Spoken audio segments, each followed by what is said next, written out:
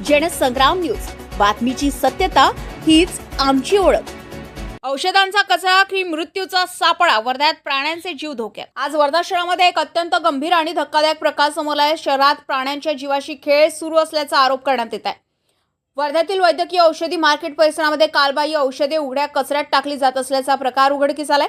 ही घटना साई मंदिर रोडवरील सरकारी शौचालयाजवळ शिवयम लॉनच्या मागील भागात घडत असल्याची माहिती स्थानिक नागरिकांनी दिली आहे। स्थानिकांच्या म्हणण्यानुसार हा कचरा सामान्य नागरिकांचा नसून जवळच्या वैद्यकीय व्यावसायिकांनी टाकून दिलेल्या एक्सपायरी झालेल्या औषधांचा आहे। सर्वात धक्कादायक बाब म्हणजे या कचऱ्यातील औषधे गायी, बैल आणि इतर भटके प्राणी खात असल्याचे समोर आलंय। यामुळे शहरातील अनेक भटके प्राणी आजारी पडत असल्याचं आणि काहींचा मृत्यू होत असल्याचं सांगितलं जात आहे। मात्र रस्त्यावर मृत्यू आढळलेल्या प्राण्यांचे वैद्यकीय शवविच्छेदन होत नसल्याने त्यांच्या मृत्यूचे नेमकं कारण समोर येत नाही।